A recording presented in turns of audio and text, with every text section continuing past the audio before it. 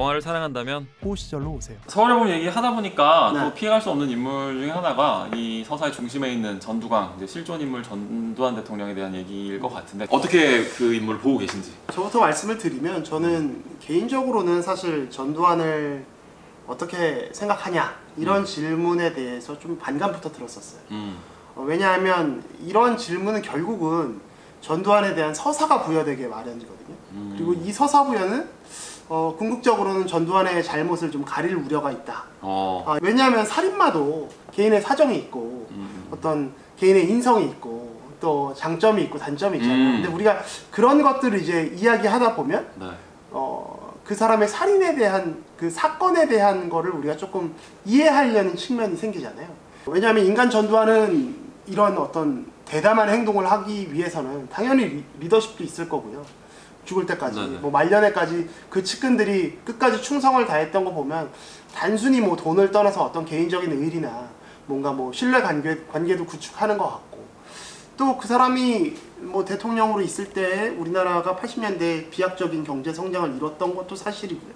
그래서 이런 이야기들이 조금씩 진행되다 보면 야, 그러면 이제 공간을 좀 분리해서 보자, 뭐 이런 쪽으로 가게 되는 거거든요. 우리가 어떤 이야기를, 어떤 결과를 따질 때 효율과 비효율을 따지는 건 전 매우 중요하다고 생각해요. 저의 가치관에서. 네. 당연히 성과를 점검해 봐야 되는데, 거기서 전제되는 어떤 기준은, 바탕이 되는 건 그게 당연히 우리가 상식적으로 올바른 어떤 적법한 절차라는 기준 하에서 우리가 이야기하는 것이죠.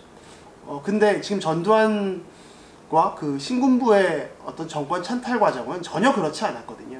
근데 그 과정을 우리가 제대로 짚지 않고 그냥 전두환에 대한 어떤 공과를 이야기하면 우리는 좀 자칫하면 성과주의상주의로 좀 흐를 우려가 있다. 제 개인적으로 그럼에도 불구하고 전두환에 대해서 물어보신다면 저는 뭐 후한무치의 탐욕적인 독재자 그 이상도 이하도 아니다 정도로 저는 개인적인 의견을 갖고 있습니다.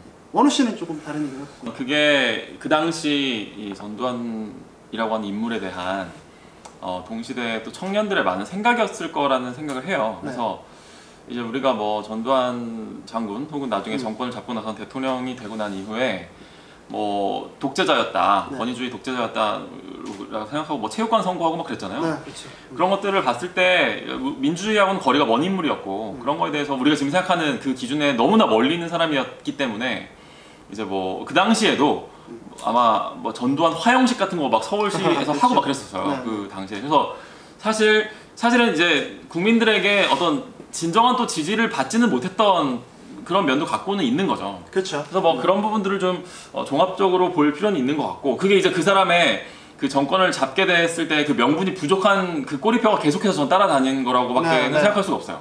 그거는 이게 출발이 잘못되었기 때문에 계속해서 그거에 대한 이제 대가를 그런 식으로 치를 수밖에 없었다. 근데 이제 조시피님이 말씀하신 거에서 전두환 대통령이 저희도 그 전두환 정권 때 태어나긴 했는데 뭐 기억이 나는 건 아니잖아요. 그 선배 세대나 뭐 부모님 세대나 하시는 얘기를 그냥 듣고 이제 그랬겠구나라고 생각하는 정도고, 사실은 우리가 태어났을 때는 이미 너무 경제적으로 발전을 한 이유기 때문에 사실 이게 통계적으로 봤을 때는 우리가 경제를 살린 대통령이 박정희라고 생각을 하는데 숫자의 크기로만 봤을 때는 또 전두환 대통령 때가 엄청나게 비약적으로 성장한 게 또 맞는 거예요. 발전 속도. 물론 그게 뭐 대통령만 한다고 되는 게 아니라 다 국민들이 같이 뭐 사업하고 열심히 이렇게 해서 된 거지만, 이제 어떤 정권에 대해서 평가를 할 때는 이 경제적인 거하고는 또 떨어뜨려 놓을 수가 없기 때문에 이 부분이 좀 어려운 거예요. 그래서 차라리 만약에 12.12 사태로 여기까지만 끊고 우리가 얘기를 할 수 있으면 모르겠는데, 그 경제적인 어떤 혜택을 다 입고 자란 상태에서 이 얘기를 하기가, 이미 너무 많은 물이 쏟아져 있는 상태에서 이 물은 쏟아져서는 안 돼, 이게 쏟아지지 않았으면 참 좋았을 텐데 라고 하는 이 이야기가 일정 부분 조금 이렇게 허탈한 부분이 생기기도 하는 거예요. 그 이야기만 하면 공허할 수 있다. 그렇죠. 그 어떤 정권보다도 사실은 판단하기가 그러니까 되게 평가하기가 되게 어려운 인물 중에 한 명이에요. 되게 그런 통계가 있대요. 1인당 국민소득이 1인당 GDP가 15,000불이 넘어가면 거기서부터는 독재 정권이 들어서기가 힘들대요. 매우. 역설적으로 본인은 독재를 했는데 더 이상의 독재 정권이 들어올 수 없는 그걸 막는 하나의 그런 계기가 된 그 기간이기도 했기 때문에 저는 조금 되게 복잡하다, 이 얘기는. 전두환이라고는 인물에 대한 오히려 평가하기 쉽지.